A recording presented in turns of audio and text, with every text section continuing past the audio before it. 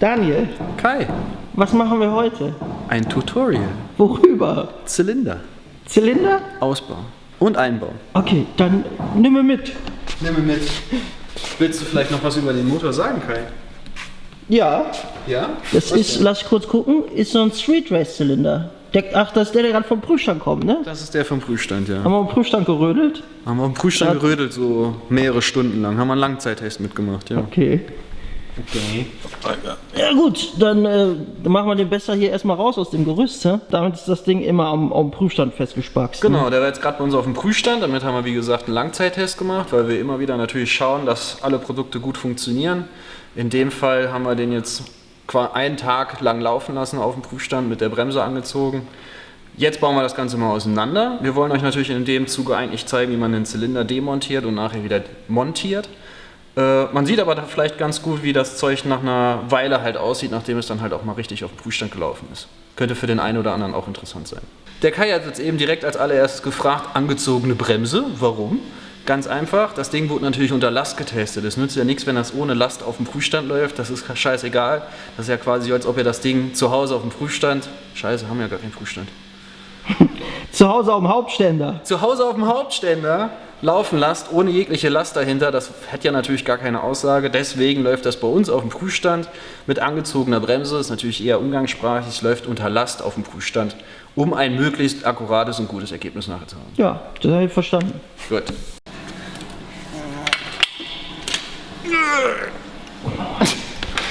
Butschi, ist ja fast nicht im Weg.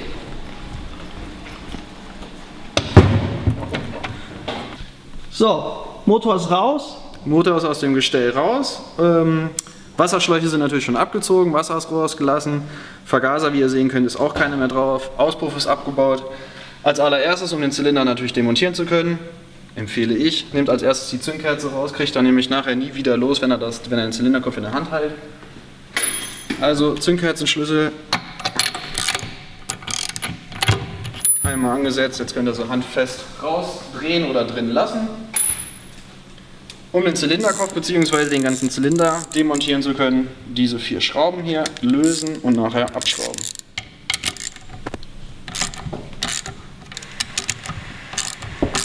Wie ihr sehen könnt, sind die Muttern jetzt von den Stehbolzen heruntergeschraubt worden. Jetzt könnt ihr den Zylinderkopf einfach nach vorne über die Stehbolzen abziehen.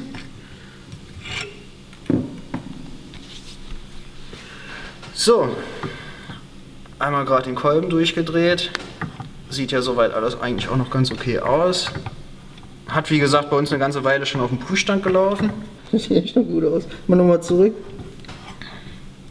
Ja, kannst nichts sagen. Jo. Gut, sieht man ja gleich sogar noch besser. Zylinder auf die gleiche Art und Weise herunterziehen wie den Zylinderkopf auch schon. Kann sein, dass der manchmal hier so ein bisschen an der Zylinderfußdichtung unten klemmt. Sie sich an den Gewinden festhält, sage ich jetzt mal. Oder hier, da unten siehst du es auch. Da müsst ihr immer so ein bisschen drauf achten, dass er die nicht mit beschädigt. Zylinder nochmal ein Stück zurück. Mit den Fingern die Dichtung von unten greifen. Im Zweifelsfall nochmal. So, jetzt aber. Wenn ihr einen neuen Zylinder habt, habt ihr aber auch neue Dichtung dabei. Ne? Jo.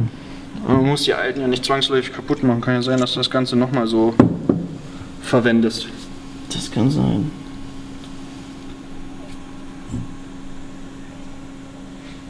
Sieht echt noch top aus. Als nächstes wird einer oder beide Sicherungsclips demontiert. In dem Fall hier mit so einer Nase. Könnt ihr mit so einer Spitzzange reingreifen, etwas rausdrehen und einfach rausziehen.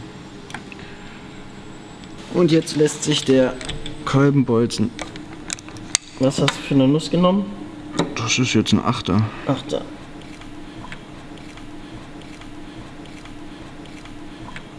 Kolbenbolzenlager lässt sich einfach rausnehmen auch mit.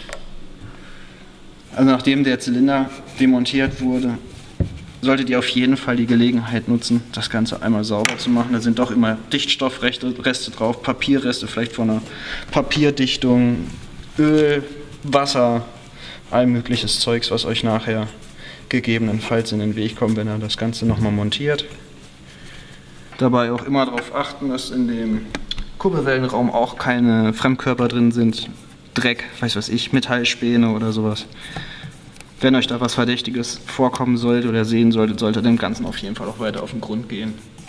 Nicht, dass da vielleicht zum Beispiel die originale Metallmembrane kaputt ist oder irgendeine Art Verschleiß, irgendwelche Fremdkörper drin sind. Nachdem wir das Motorgehäuse und die Stehbolzen gereinigt haben, verbauen wir jetzt einen neuen Street Race Zylinder. Als allererstes packen wir den natürlich aus.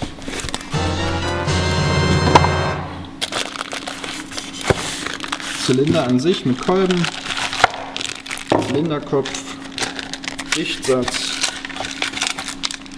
Kolbenring, Kolbenbolzen und da verstecken sich die Kolbenbolzen-Sicherungsclips.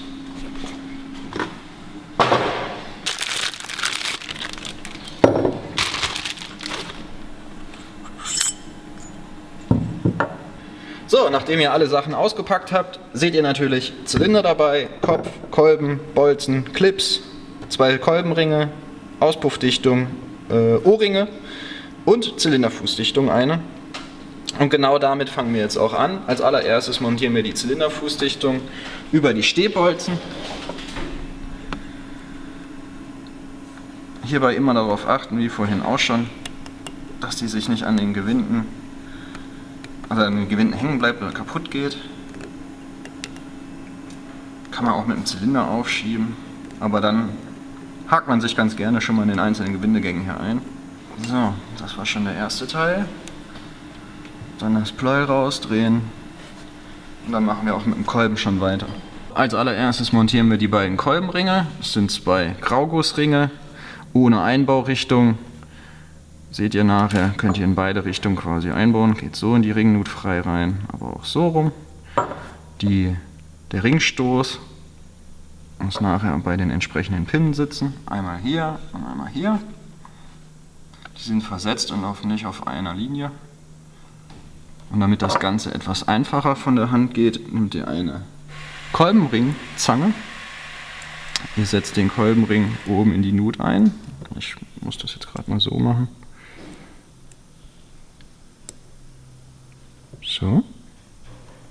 Das ist zu sehen, ja, ne? Ja. Spreizt diesen leicht, setzt ihn hinten in der Nut an und zieht die Zange nach hinten weg. Und schon könnt ihr den Ring einsetzen. Sitzt richtig. Lässt sich am Ringstoß komplett komprimieren. Und genau das gleiche macht ihr mit dem oberen Ring jetzt auch.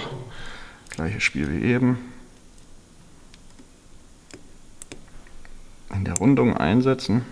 Sieht man vielleicht so ein bisschen, dass das jetzt hier an der offenen Stelle ist. Leicht auf, nach hinten wegziehen und schon sitzt das Ganze. Der dahin und der obere dorthin. So, nachdem die Kolbenringe montiert sind, fangt ihr am besten an, einen Kolbenclip einzusetzen. Ich setze den immer entgegengesetzt der Richtung ein, wo ich nachher den Kolbenbolzen durchschieben möchte. Das heißt, ich möchte ihn von hier reinschieben, also mache ich auf diese Seite den Clip rein. Bedeutet Einbaulage so, Fall nach unten Richtung Auslass, also setze ich auf diese Seite hier den Clip ein.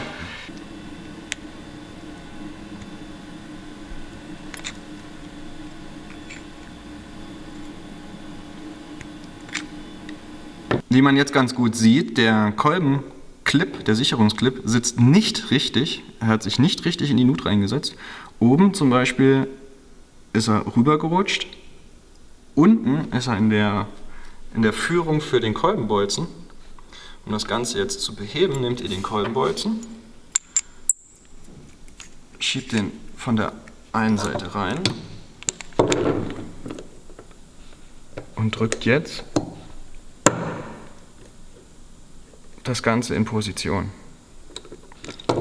Man könnte auch sehen, dass der überall in der Nut sitzt und überall auch mit abschließt und so auch nicht mehr rausspringen kann.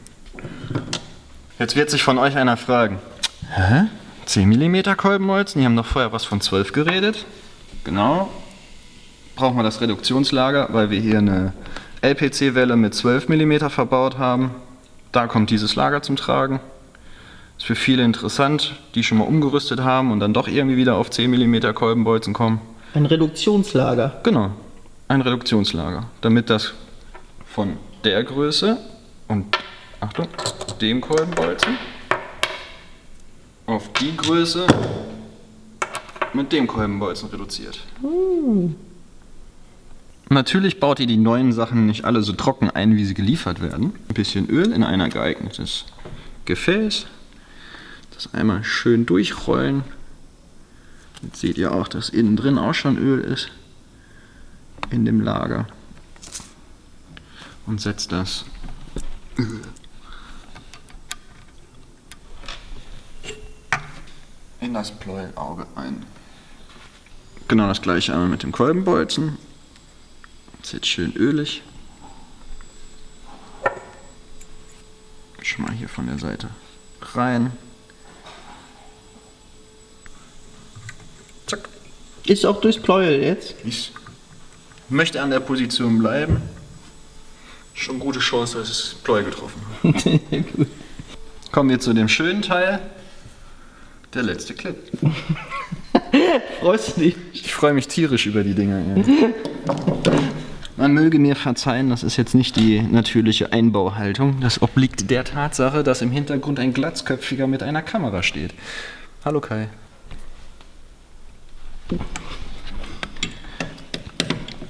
Den Bolzen bis auf Anschlag drücken, dass der hinten an den anderen Clip ansteht.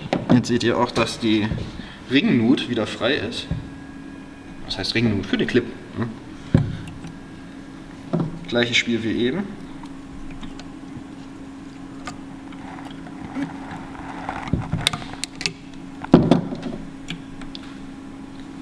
Direkt drin. Surprise, Motherfucker. Tut euch den Gefallen und kontrolliert auf jeden Fall jedes Mal den Sitz des Clips. Eins der häufigsten Defekte ist tatsächlich, dass der sich verabschiedet und sich einmal durch den kompletten Zylinder zieht. Ist mir schon passiert. Ja? Ja, vor ungefähr 15 Jahren. Mir noch nie.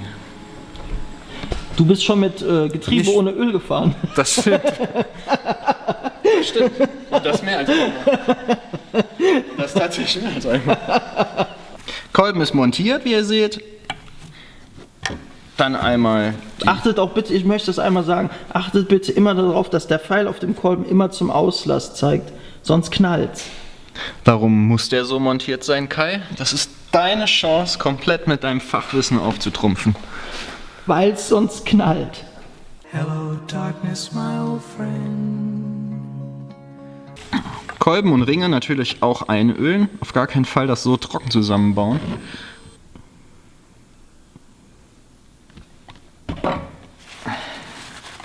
War jetzt schon zu viel im Übrigen.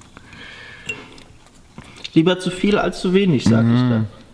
In dem Fall wie ich, mehr Öl als zu wenig nachher. Wird halt auch gerne vernachlässigt, das Thema. Und dann wird das Ding nachher trocken zusammengebaut und dann wird sich ziemlich schnell gewundert, warum es nicht mehr funktioniert. Komm, mach mal in den Zylinder einen kleinen Tropfen fürs Gewissen.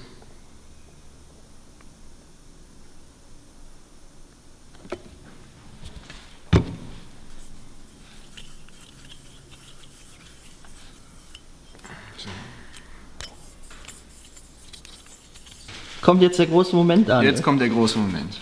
Jetzt wird natürlich der Zylinder als einer der letzten Schritte mit montiert. Wird nun vorsichtig mit dem Auslass nach unten. Natürlich mit dem Auslass nach unten. Über die Stehbolzen gedrückt.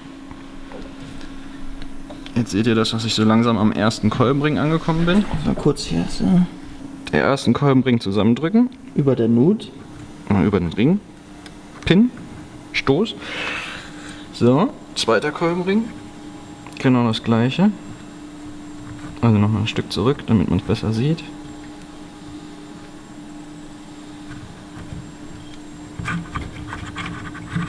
Schlüpf. So.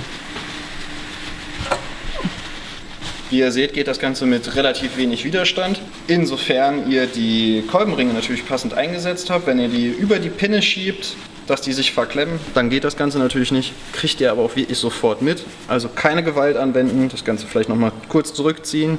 Gucken, dass die Ringe richtig sitzen und dann das Ganze schön zusammenbauen. Geht wie gesagt ohne Widerstand. Eindeutig zu erkennen, Der O-Ring kommt so in den Zylinderkopf, wird hier durch so kleine Haltenasen in Position gehalten.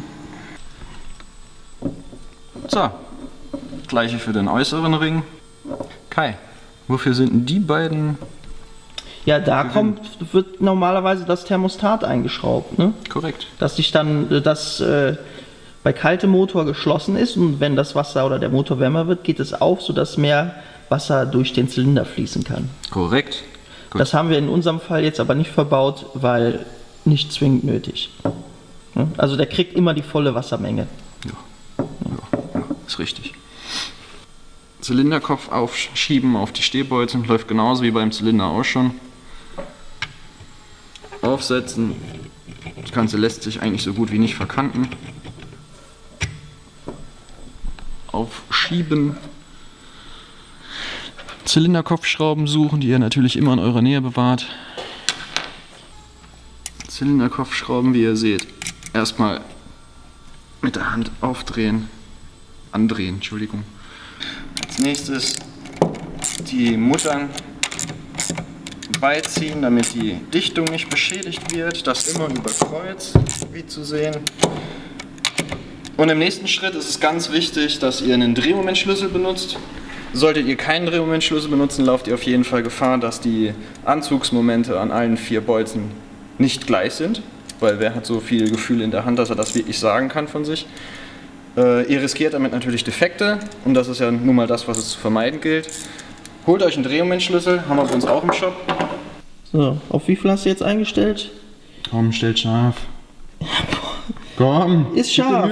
Jetzt sag mir auf wie viel Drehmoment du den eingestellt hast. 14 Newtonmeter. 14 Newtonmeter. 14 Newtonmeter. Okay, Jeffias.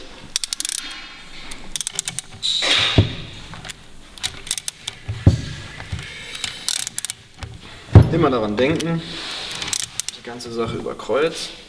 Noch nicht direkt voll anziehen, sondern erstmal schrittweise.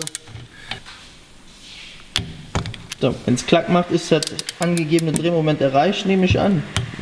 Ne? Nimmst du richtig an. Nochmal alle Muttern kontrollieren. Auch gerne mehrfach, weil da zieht sich immer noch mal ein bisschen was nach. Zum Beispiel hier jetzt.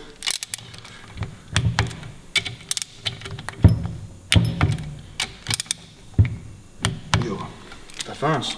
Das ist es gewesen. Das ist es gewesen. Das ist es gewesen. Die Kerze würde man jetzt noch reinschrauben, ne? Die Kerze würde man jetzt noch einschrauben. Oder zum Beispiel einen Temperaturfühler. Also irgendwas sollte man da reinschrauben, sonst kommt da Wasser raus. Ne? Ganz wichtig, dieser Zylinder. Langgewinde-Zündkerze, nicht kurz. Mit einer kurzen kommt die Elektrode quasi nicht bis in den Brennraum rein. Läuft zwar auch, aber läuft nicht so gut. Ja. So, willst du den Temperaturfühler auch noch einsetzen? Nein. Warum setze ich den nicht ein? Weil wir den Zylinder gleich wieder runterschrauben, weil wir euch danach zeigen, wie man die Kurbelwelle demontiert. Du bist ein Fuchs. Du bist Gut, aber hier würde noch du guckst auch sehr beeindruckt gerade. Hier wird der Temperaturfühler noch reinkommen. Genau, also Minarelli Original zum Beispiel oder Zubehörfühler wie hier in diesem Fall von Stage X. Okay. Je nach Gusto eben und je nach Anwendungsfall. Gut, also haben wir die Mission erfolgreich abgeschlossen. Zylinder ist eingebaut. Wollen wir schon sagen, was als nächstes kommt? Haben wir ja schon. So, Zylinder ist eingebaut. Mission accomplished. Ne? bis zum nächsten Mal. Du musst Tschüss sagen. Dann. Tschüss.